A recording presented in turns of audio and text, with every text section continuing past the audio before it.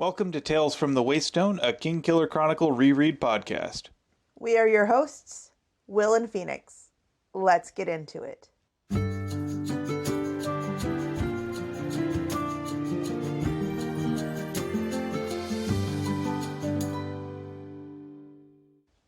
Welcome to Tales from the Waystone, episode 23, Gear Acquisition Syndrome is Real, where we will be looking at chapters 49 and 50 of The Name of the Wind through the lens of the cycle of debt.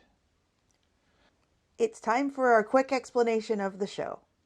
Each week we will be examining a section of the book, The Name of the Wind, through a chosen lens and figuring out what we can take from the text to apply to our real lives. Now, if you don't know this yet, you might want to start with episode 1. Or 3, because 3 got better. But 1 starts off the story. At the end of our show, we will take some time to explore models of practical wisdom from the text with an Aristotelian phronimos of the week, and then we will expand our understanding of our own world with an interesting fact. Finally, we will wrap things up with 7 words from the book and 7 words from our own lives. Before we begin, let's get some disclaimers out of the way. First of all, we are in no way affiliated with Patrick Rothfuss or his publisher, Daw Books, though as usual, we're not opposed to it if such an arrangement were to come to pass. Second of all, our discussions are going to naturally assume some level of familiarity with the main books, The Name of the Wind and The Wise Man's Fear, as well as some of the other ancillary novellas and short stories in the continuity. Or you're just a weird time traveler who already knows everything that's going to happen because it's already happened for you. It's already your past. Needless to say, beyond this point, spoilers ho! There will probably be more than a couple of spoilers for the Slow Regard of Silent Things, mostly because we just reread it. And finally, a word to our community. While it's perfectly fine to critique the text as you read it, it's not at all okay to abuse the author responsible for it. Now it is time for our 45-second recap, and this time it is Phoenix's turn. And as always, if she doesn't make it, she's going to be eating raspberries. Yuck. Yuck, yuck, yuck, yuck, yuck, yuck, yuck. Well, if you come in under 45 seconds, you don't have to worry then, now do you? But there are so many details in this section. That's not my problem now, is it? Alright, so I've got the stopwatch ready. You ready? I don't know. One way to find out. In 3, 2, 1, go. We start with a long and somewhat misleading musing about how to approach the mysterious woman that is almost certainly Denna, though there is speculation that Kvothe may be referring to Ari or Devi. Kvothe explains the university's convoluted tuition system that is based on one's ability to do well on an oral exam consisting of up to 9 subjects, and then he blames Hem and Brandor for his own lack of knowledge. His tuition gets set just above his means. Thanks, Ambrose, that candle just cost Kvothe even more now. This forces Kvothe to seek out a Gaelet, think a cross between a payday lender and a loan shark, because no reputable lender would give him any money. We're given a heavy-handed, expect a big burly man lead up to Davy's introduction. And Kel Surprise, our Gaelet is a cute pixie-like strawberry blonde-haired girl who demands Kvothe's blood to secure a loan that is bigger than he needs or wants. Kvothe storms off with an F this on his lips, and then gear acquisition syndrome strikes. So instead of doing the sensible thing and saving his remaining funds, he spends nearly all of it on a crappy little loot, and then goes back to Davy with even more debt. And you're well over. So I think it's time for some raspberries.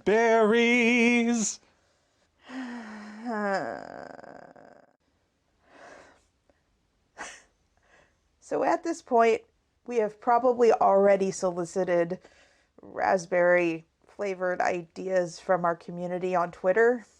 If you want to help choose future punishments, maybe follow us there. Or don't. I don't want your suggestions. I tried so hard. Now you don't want suggestions, but when it was cherry stuff, you were all gung-ho for it. Cherry Ripe is good. Cherry Ripe is still in this room. Want some? Never. I don't know what's wrong with you. You'll happily eat some of the most vile shit you could find. But then the mere suggestion of having to eat the most delightful fruit in the world sends you running in fear. Not fear, disgust. Well, I think we're going to have some fun with this on Twitter. I run our Twitter. I have access to our Twitter. Blech. Anyway, I don't want to think about it. Let's go on. All right, so our lens this week is the cycle of debt, which is really what you have right now, except it's raspberry themed. No, because once I pay that debt, I'm not necessarily still in debt. So debts oftentimes can be things that end up controlling a lot of our decision making, whether it's student loans, mortgage payments, car payments, or just credit cards. Side note, if you do have student loans that are provided by the US government, you might want to check on them for pandemic reasons. So in this section of the book, we start with Kvothe going through his first admissions as a student. And we already see that his behavior has created a kind of debt with many of the masters. First of all, that grudge that Hem bears towards him, that's a debt right there. That's one I don't think he's crawling out of. And part of that is because he never makes any actual effort to apologize. Accurate. And he also, of course, has his debt with Lauren, thanks to the candle incident. Thanks, Ambrose. And again, this is something that he has never apologized for. He's only ever made excuses for. That's not how you pay off a debt like that. As Hank Green once said in a video, do not apologize like a fart bag. I'm sorry you feel that way is not an apology. I'm sorry I did that. That's an apology. He doesn't even go to, I'm sorry you feel that way. He doesn't even say, I'm sorry. He just says, my actions were completely justified and I feel no remorse for them. Or, he started it. Or if I do feel any remorse for this, it's only in the fact that I no longer get what I want. Exactly. He's already starting in a debt. He's in the hole as it is right now, and it's only with Kilvin's strenuous objections that it probably gets talked down as low as it does. Yeah, his tuition, which, let's just say, real clear here, the variable tuition based on how intelligent you are kind of mirrors how you could get a scholarship for being a really smart person or really good at filling out those essays or being a woman in STEM. That's a whole different conversation. Anyway, it only kind of mirrors that. Having your tuition set lower because of your ability to answer a trick question and test well in an oral exam, oh, that's kind of rough. I also gotta say here, his whole thing about him asking questions that have two answers. Or more than two answers. Trick questions. A lot of these are things where he could say, one way to look at it is this, or it could be looked at another way. That's how you can get around those, but he doesn't actually think that way. Oh no, I'm sure that after the fact he thinks that way because hindsight in 2020 and all of that stuff. But the way that he phrases everything is, him and Brandor have a grudge against me and therefore they asked trick questions just to trip me up so that they could raise my tuition, so that they could screw me over. Never actually thinking that, hey, if he was so smart, he could have talked his way out of these tricks. This is an oral exam. This isn't something where you have to fill out a Scantron. You have the ability to go into subtleties. Kvothe doesn't do subtle. Right, he does not. He doesn't understand subtle. And anytime he doesn't understand it, he writes it off as a problem from the other person. Once again, I think that he is misjudging Lauren and believing that Lauren has it out for him because of his stupidity. I think Lauren approaches things with that true neutral outlook. I also think that he's going to be much more reticent about going to bat for Kvothe and giving him the benefit of the doubt that he had before. So instead of speaking in Kvothe's favor, Lauren simply didn't intercede on his behalf. He might have been more willing to do had Kvothe not endangered the sanctity of the archives. Lauren earlier gave Kvothe the benefit of the doubt in the first interview, and his rational neutrality helped tip the balance. in this case, because of Kvothe's behavior, he could simply not intercede at all, one way or the other, leaving the others to actually figure it out. Once again, though, Kvothe sensed disapproval. Kvothe senses are horse hockey. You know, we were actually having an interesting conversation the other day about just this sort of thing, where Patrick Rothfuss was discussing his ADHD with a podcast interviewer, where he discussed a condition that he experiences called rejection-sensitive dysphoria. People with this condition are more likely to perceive otherwise neutral expressions from other people as ones of disapproval or rejection. And here we've got someone who is completely passive in their face, like they're Spock-like. They're neutral. Right. And effectively a blank canvas. And they're like this in just about everything. I mean, Lauren is described as impassive as a Waystone. And so Kvothe, who I think has a similar condition, is reading rejection and disapproval where maybe none exists. And it can be a really exhausting thing to go through. I can have some empathy for Kvothe on this. I think there are parallels to some of the anxiety that I've gone through where you try to predict an unpredictable person, but then you also try to predict everyone, regardless, because you want to please them. Whether or not you say you want to please them, whether or not you acknowledge that you want to please them. And I think above all, there are two masters, maybe three, that Kvothe really wants approval from that he has not yet gotten any approval from. Because mind you, Kilvin loves him. Arwol likes him. He knows that. Eladin, Herma, because languages, and Lauren. He wants Lauren to love him because he is so interested in all of the books. He wants this so bad. And to feel like he's getting rejected constantly by the one master that controls his fate on whether or not he can do research. Ugh. That has to be extremely excruciating. And when your prediction algorithm is being calibrated against the likes of Eladin, who is charitably unpredictable. Yes. Well, your prediction algorithm is going to spit out some weird results. So, the result of all of this is that Kvothe can't afford his tuition. Kel'Saprise. Not only that, but even if he could afford his tuition, he'd have to sleep outside. Yeah, he's just 8 jots shy.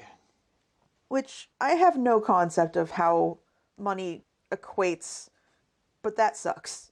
Because I have been less than $2,000 away from paying off a debt, in this case a car, and having little to no income, having no possibility of having anyone give me any money because the person that I was with before had tanked my credit and I didn't have an income.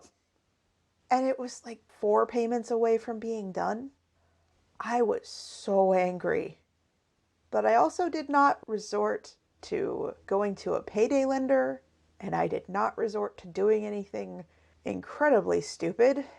Although I did wind up trading the car that I loved for one that could not go up a shallow incline in the snow. I remember that car well, and I also remember the feeling of elation when we traded it in. Yes. And that actually kind of brings us to the little bit of advice that he has from his father, which is the 2 most surefire ways to lose a friend are to be a borrower or to be a lender. Only if the person paying it back is unable to pay it back. Not even unable to pay it back, but makes decisions like, instead of paying his debt, buying an instrument. When we get to that point, we will have some discussions about gear acquisition syndrome, which is something that both of us suffer from. True. I counted the musical instruments in the room that we are recording in. Yep. We got it bad. Not as bad as some, but We've got it. That's for sure. But there have been other times where I have lived in a situation where I had my purse strings so tight, trying to make sure that I wasn't doing anything dumb, and eventually it burst. And instead of doing something that would be smart for my future, I was impulsive and used my money for retail therapy rather than actually doing the thing that would have been smart in the long run. I've been there too. So one of the things that I take from this is, for one, when you go to someone to lend money to you, they're only ever giving money with the expectation that you will pay it back. Not always, but professionals, yes. If you ever feel like you want to help a friend and you, quote, loan them money, never expect to get it back. Make sure it's something that you don't need back. Yeah, make sure that whatever the outcome is, failure to get repayment on it won't damage the friendship. Now, further on, he says something a little bit more telling. He said, "Besides, I did my best to keep my desperate poverty to myself. Pride is a foolish thing, but it is a powerful force." Accurate. Because, again, in the same example I already used, one of my friends was willing to pay off my car loan, knowing that they could set up something that would be less arduous for me to pay them back. And I said no, and instead had a really crappy car for a year. The pride aspect, I think, is probably Kvothe's biggest obstacle here, because that's what really stops him from actually talking about his needs. And it's okay to have needs. I think that's something in our society that we're conditioned not to talk about. I know that I always get really uncomfortable talking about financial difficulties on my own part. Or just finances, not even difficulties. Right? I hate talking about money of any kind. In this way, you are way different from Kvothe. Yes. Anyway, But I can also understand that feeling of insecurity, and especially when he's around people who have much higher means than he does. Just about everyone else that he associates with comes from at least a comfortable middle class background, if not higher. but at this point, he's kind of over a barrel and he needs to figure out what he's going to do. And his past informs his present. He lived in Tarbean, in the Shirty. parts of Tarbean. And the things that he learned were shady at best. He learned about Gaelits, which is something that Sim doesn't even know what they are. They are loan sharks. They will fork you up if you do not pay them back. Pat does a heavy-handed job of making you expect some form of burly dude that is going to physically harm Kvothe if he doesn't pay back his loans. Either that or some really small dude with big henchmen. But regardless, he refers to Gaelits as men and states that they are all over the river in Emre. Emre is a, quote, haven for the arts, which is in contrast to the studious, somewhat mystical nature of the university. I found the description of the dichotomy between the two to be rather interesting. It seemed like the ongoing feud between the STEM departments and the liberal arts departments.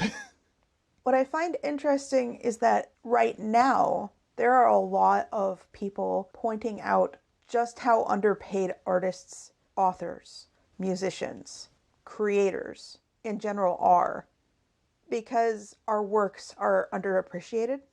But in this time where a lot of people are being forced into boredom, the things that they are turning to are books, music, videos, movies.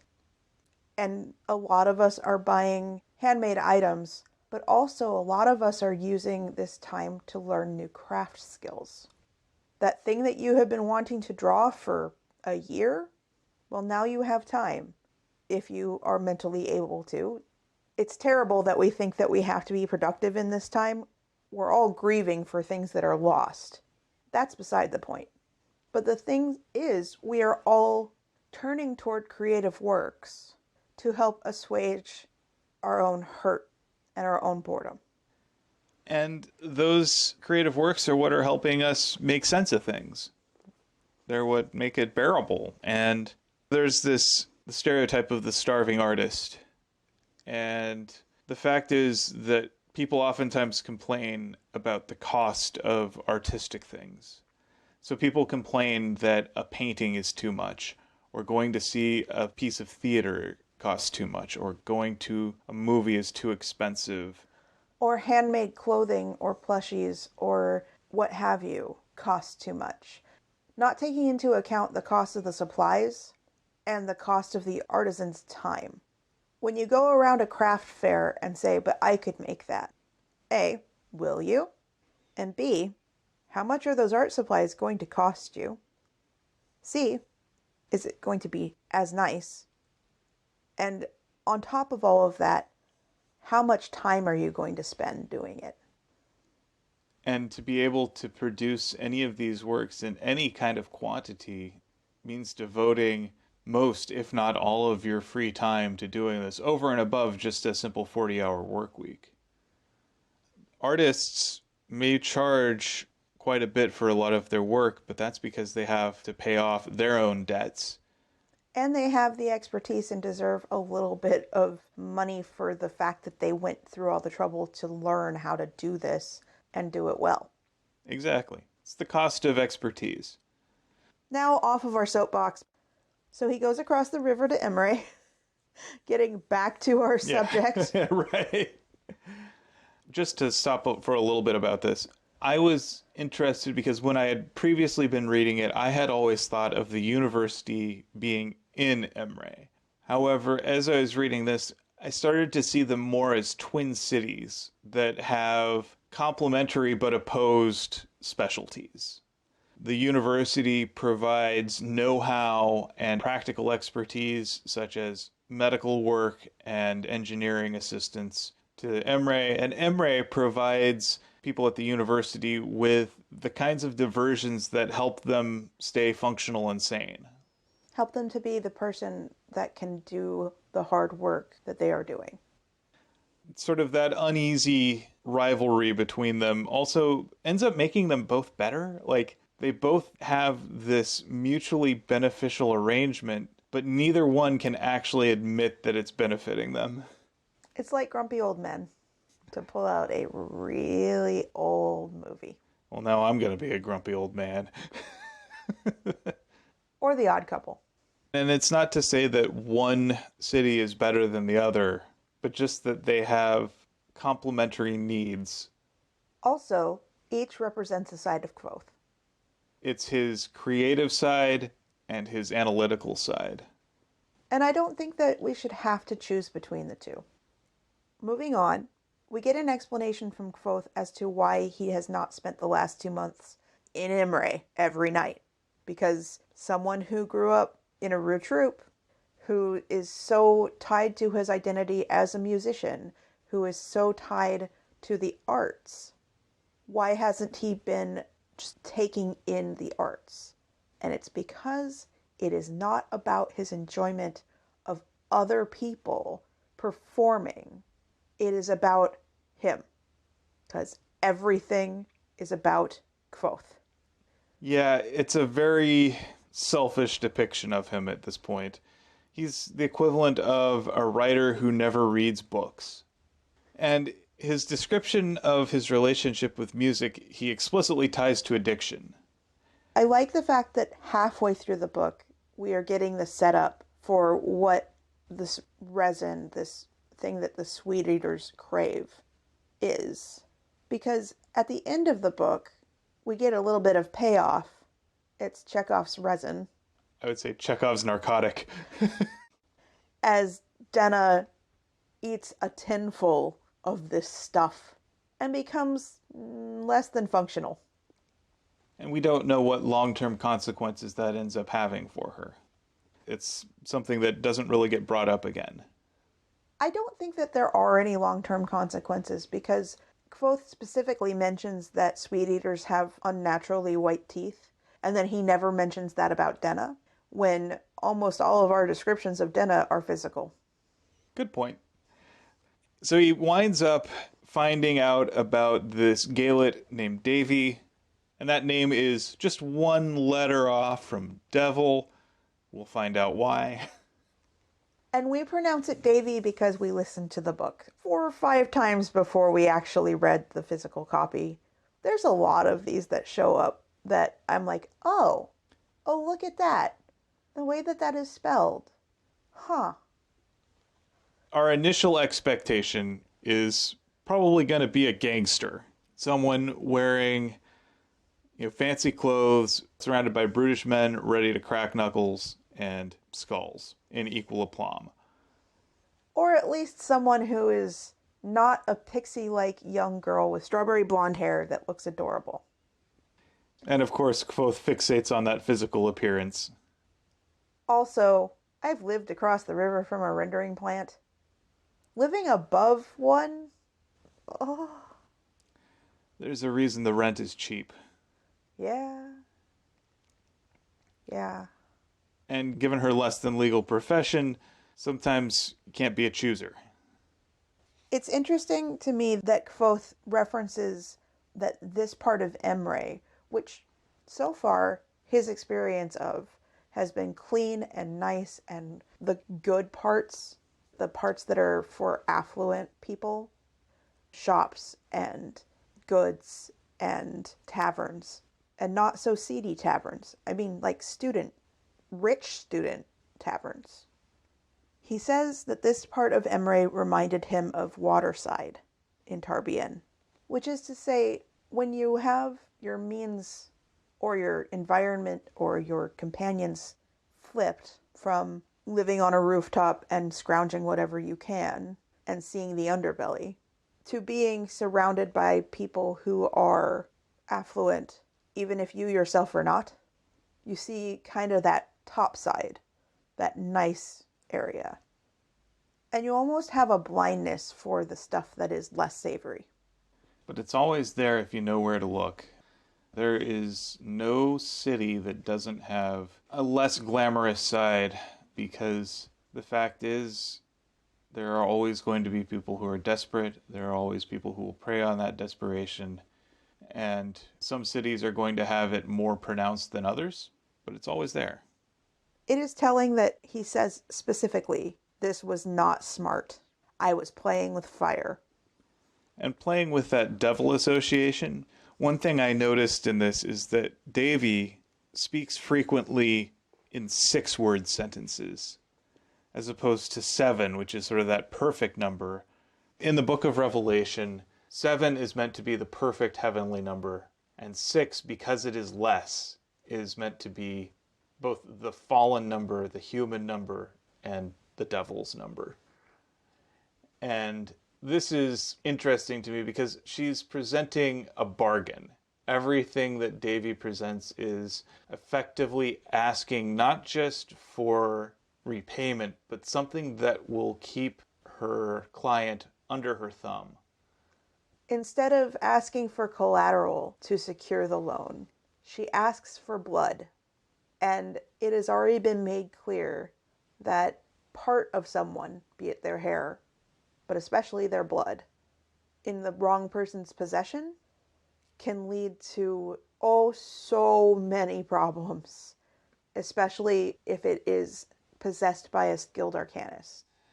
And maybe not even a skilled arcanist, but anyone who is intent on malfeasance. Kvothe is perfectly fine with her terms, useless as they might be, until she asks for his blood. And that's a trip too far for him at this point. So he storms out, basically says, F you, I'll find it a different way. And he walks past the window of a pawn shop in which sits a crappy lute. Yep. Gear acquisition syndrome, everybody. It's real. Even if his music is an addiction, it is not something he physically needs. It might be something that he needs for his mental health, which is still valid and real. I'm going to be clear here. Denying yourself consistently over and over and over again to do the right thing or the smart thing. It's not good for your mental health to have to look at a $5 purchase and say, you know, I can't afford the thing that will make me feel better. I have to go with that Maslow's hierarchy of needs thing. I need shelter first. I need food. I need water. Sometimes we have to break that restriction. And I know in my case, sometimes I have to break that restriction spectacularly. This is why I own Rock Band. Because before I bought my Xbox, this is telling you it was 10 years ago, but before I bought my Xbox and before I bought Rock Band, I had been paying off a debt. And it finally got to a point where I had paid everything off and I had money earmarked for something sensible. And I said, screw it. And I went and got myself, I don't know how much that would have been at the time, like over $500 worth of video game thing. Which, playing drums on Rock Band, best thing that ever happened for my mental health at that moment. I feel bad for my downstairs neighbors. It reminds me of the last time I was out of work. My last paycheck came in just as I had gotten word that I had gotten a new job. And, I was dealing with some uncertainty and everything, and I needed something to blow off stress. And so I bought my first guitar and amplifier then and there when that paycheck came through. With something that wasn't 100% settled and where we hadn't budgeted and where we hadn't done all of this. But I agreed wholeheartedly at the time, and I would do it again, although at this point I would be like, maybe we should find one that's a little bit better. But I think both of us have done the same thing that Kvothe does. We purchase the thing that's available that will get us by until we can get the thing that makes us happier. Yeah, we still have that guitar and that amp, but they're not the ones that I use on a day-to-day basis. But I still think fondly of them because they got me through a rough time. Also, I absolutely love that you fell in love with playing guitar. Those things were what helped make getting through the rough spot worth it. And I think Kvothe is kind of thinking about that a little bit here with the lute. This is what helps him to be the person he needs to be, over and beyond just paying for tuition and all of that other stuff. He needed something to care about. He says he could have lived outside in the wet and the rain, but his lute deserved better. Because he buys the lute. We all knew as soon as he, buying that lute. He negotiates the price down, and maybe in a unkind manner that is meant to make you think initially, well, screw the man. The person who is running this shop clearly has more means than I do, and therefore I deserve to have this less expensive because they are making plenty of money. He doesn't know how much was paid out to get that lute. He does not know what the rent is of the pawn shop. He doesn't know whether the person who's running the pawn shop has a family. He doesn't know what their needs are, what their debts are. He just sees, well, this person is successful, screw them. They can afford it. And there, again, with the cycle of debt, I think sometimes we feel like because we are economically depressed, that we deserve better. And that anyone showing a modicum of success, who is outwardly performatively doing better than we are, somehow doesn't deserve it, or that we deserve what they have. But it's usually, I'm screwed over, so I'm going to screw over someone else, rather than I'm doing well, I'm going to help other people do well.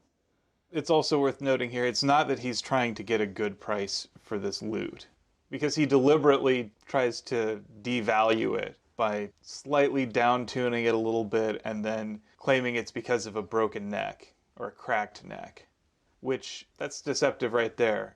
But he's not actually doing a good faith negotiation. I dislike the fact that he went so far as to well, but I deserve this and I need this, so I am going to do everything I can to get this thing that I need, regardless of how it affects the person that I am negotiating with. But he seems proud of his ability to take this person from jovial and happy about his life as a pawnbroker, which is probably a mask. It's probably something that is meant to encourage people to purchase from him. It's probably a bit of a show. But the ability to take that person from happy to, oh, disappointed at best, miserable, something, the way that all pawnbrokers look, Kvothe took delight in ruining that person's day.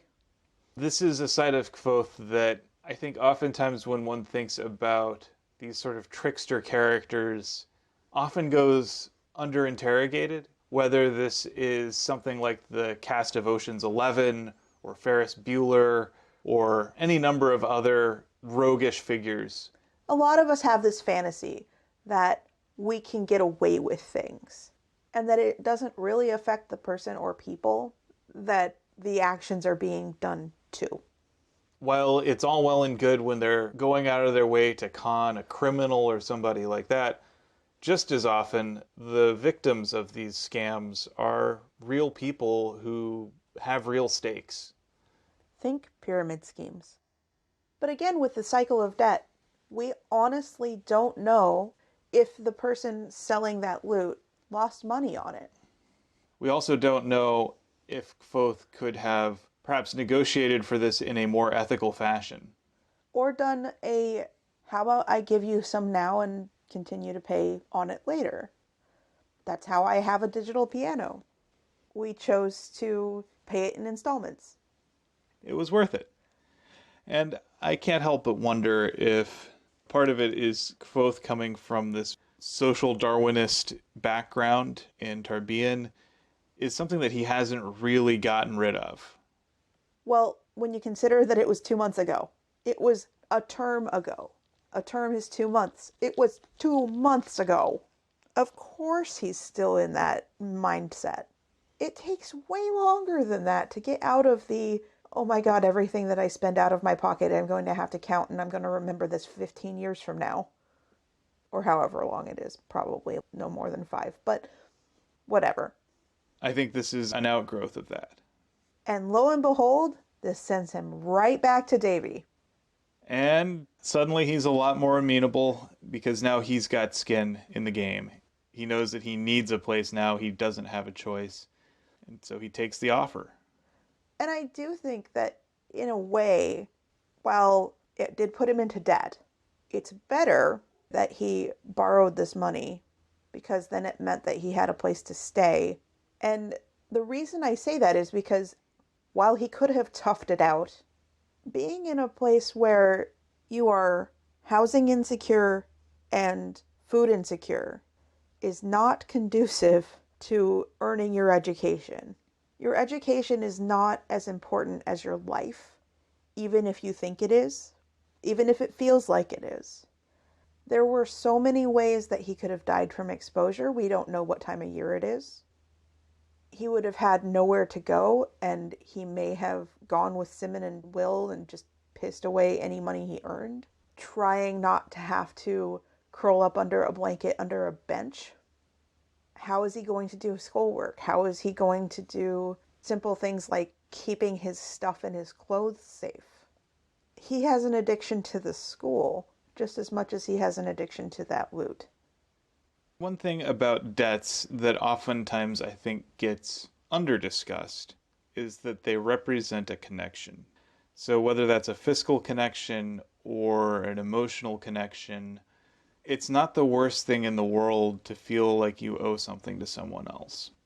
And because of this, he feels more connected now to the city of Emre. And now that he has the loot, he can play, he can nurture that part of himself that he really hasn't been able to since the destruction of his father's loot. That connection now helps him to build something more out of himself. And if he manages it properly, it can be quite fruitful. Though we now have our fifth female character that is around for more than a chapter, though only the fourth that is still around at this point. Which is a nice segue into our Phronimos of the week. So this week it's my turn, and I picked Devi for our Phronimos. While she is definitely someone of rather questionable ethics, I found that she did have one interesting bit of practical wisdom about her, and that was her negotiating strategy. You'll notice that at no point did she ever try to deceive Kvothe about the nature of their arrangement. She gave explicit notice about what she could offer and what the terms of it were. I will say one thing. Future knowledge. There is no minimum. But it's good for her business to have one. And she matter-of-factly states what she's willing to do. And when Kvothe says, hey, I can't do the minimum, she makes concessions for him, and they're good faith concessions. Now, she also knows that she has the freedom to walk away, which is something that I think in a lot of negotiations you might find yourself forgetting about. There's always the option to leave the negotiating table. You can always say, hey, you know what? Let's stick with what we have here. It's okay to ask for things, even if you think they might be unreasonable, because there's always the chance that maybe it's not as unreasonable as you think it is. And if the other person says, I can't do that, they will then usually come back with something else that is still better than what they had been offering initially. And that's what gets you progress. And you have to recognize that you're moving towards something that both sides can live with. And I think oftentimes female characters are not allowed to bargain like that. They're not allowed to negotiate for the value of their services, their goods, their wares. So I thought it was rather refreshing to see a female character being in that strong negotiating position in a way that typically only men get to do. And I think it's a useful reminder that negotiation is something that is for everyone. I also like that although Kvothe describes her physically, initially, as a way of trying to disarm us, she is not using her physicality or her appearance to get what she wants out of Kvothe. There's no manipulation there. There's simply a statement of needs and abilities. My point, though, is that she's not being written in a way that uses her sexuality as a negotiating tactic. She's a fascinating character, and like Kvothe, she lives in sort of those moral gray areas and finds a way forward to live with some kind of integrity. That was a good choice. Thank you. You're welcome. Now it is time for us to take to heart the lessons of Master Eladin and learn something new about our world. I believe it's your turn this week? Yes. So what do you got for me? Interest me. Otherwise, more raspberries for you. Because there's always the chance that you might get two. But I'm not worried about that. You're pretty interesting, so what do you have? One of the biggest challenges that VFX artists for TV and film face is creating realistic lighting on a real-world person or object that will appear in a scene with a digital background. Think green screen. This is why older movies that are shot on a green screen sometimes fail to make people and objects look and feel like they belong in their surroundings. But as technology evolves, new techniques are being developed to remove that disconnect and make even the most fantastical scenery look and feel grounded and real. TV shows like The Mandalorian are creating digital backgrounds and scenery in the Unreal Engine, which is software that was developed for the game industry and has been used to create some of the most visually stunning video games out there, like Star Wars Jedi Fallen Order, Abzu, and Final Fantasy VII Remake. Side note, it also went to make things like Yoshi's Crafted World. There are so many different things that you can do with a really good game engine. And with Unreal, it's less likely that you have to make compromises within the art style that you want to accommodate the processing of the game or the rendering of the scenery as you move through it. It's one of the things that Unreal has always been known for. Maybe it has a hard time with the fact that it is so high quality that sometimes the systems it's running on chug, but it can do amazing rendering. So instead of filming people against a green screen and adding effects and background in later, the actors, camera, and crew are filming on a light stage where LED screens are projecting a 3D tracked environment that can move and change perspective based on the camera's movements. There's even a sky above that creates accurate ambient light.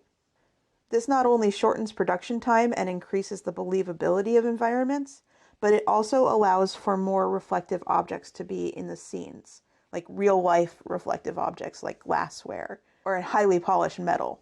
It makes it easier also for the actors because they are seeing a real environment and interacting with the things that are real and really going to be in that scene. As for the reflective objects, the reason that it's so much better is because it's reflecting accurate colors and backgrounds instead of a green screen that will have to be keyed out or hand painted over. And it saves time and money and has a better product. It's always fascinating to hear how clever people come up with solutions for some difficult problems that a lot of people don't even think about. And yeah, I'm deeply fascinated by this stuff as well. So I think this counts as fascinating for me. And I think really for me also the biggest thing is that it helps actors. I really key in on how the actors respond to it because they're able to then put themselves exactly in the position that audiences are going to see on the screen. So they can be in that world. I think that's really great. So yes, you've interested me. Only one raspberry for you. Yay? Yay! All right. With that, it is time for you to tell us your 7 words from the book. All right, so I picked one of the rare 7-word sentences from Devi, and that is, you're paying interest on money you borrowed, which I thought was a smart reframing of how she got around Kvothe's negotiating tactic. He's saying, oh, but that's more than I need. And she's saying, but it would be what you borrowed. That's what you owe. That's what you would have agreed to. And I think that's a pretty smart way to actually move forward with that. And I thought it was a good rebuttal. Because he doesn't really have a good comeback to that. And characters who can leave Kvothe without a good comeback are characters I enjoy.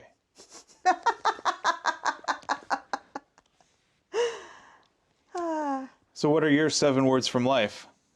Well, before I get into my 7 words from life, I also tend to look at 7-word sentences from the book on weeks that I am not presenting any.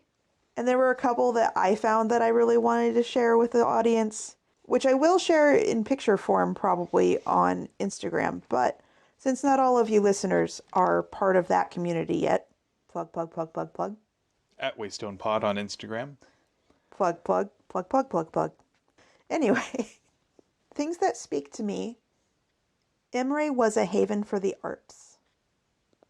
Something that I think was also very astute and more self-aware from Kvothe than we have seen pretty much ever. That's really what I was borrowing. Time. And then the moment at which we realize that Kvothe is going to buy that loot. Could I take a look at it? This is something that happened to me on my last guitar purchase.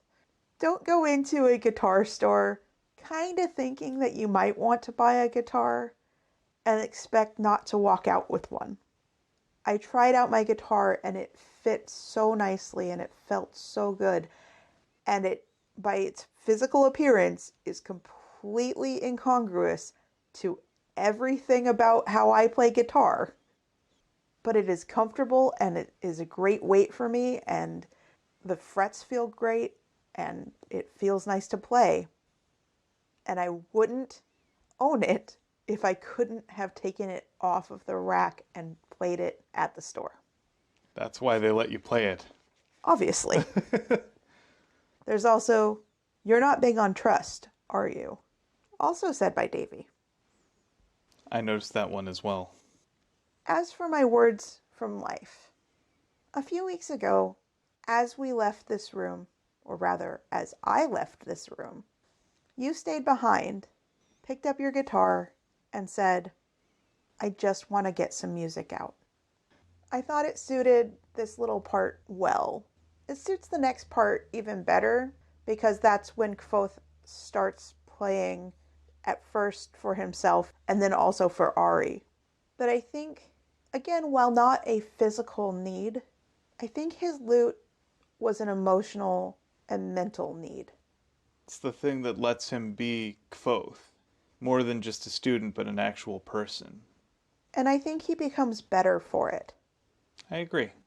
And whether that be a hobby or a video game or a book, I think that we all need those kind of outlets because we can't be on all the time. And I think for the last few years for Kvothe, he has been on all the time, on high alert, on hypervigilance, on I have to impress. He has been performing. Even if some of those performances have shown the real him, which I'd argue most of them don't, he needs something to get out of that. He needs a way for flow state to happen. I know, for instance, last night, I felt a little bit keyed up. Our cat was driving me nuts. He likes to get into a specific cabinet, and he really likes to get into that cabinet when we are doing things that don't involve him, and he doesn't want to sleep because he is like a toddler in the fact that he gets hyperstimulated and he won't settle even if you play with him for an hour.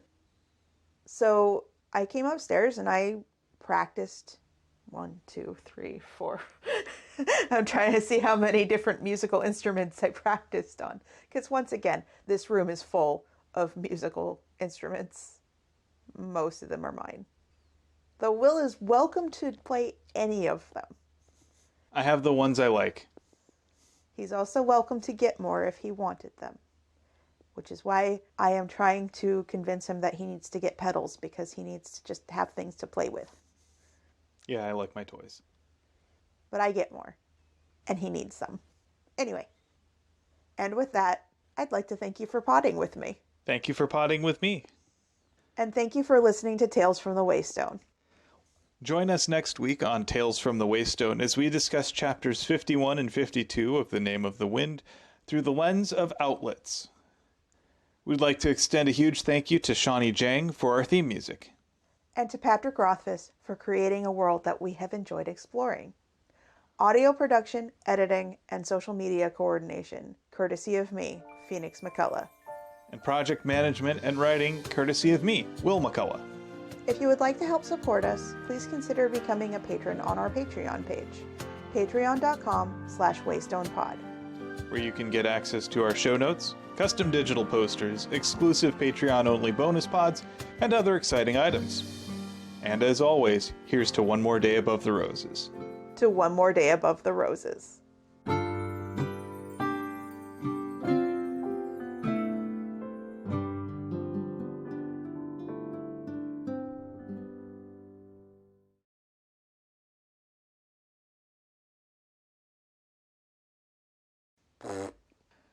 How about I just blow a couple of raspberries and we'll be good?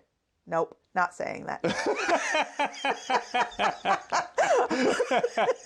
But I might use it as an outtake.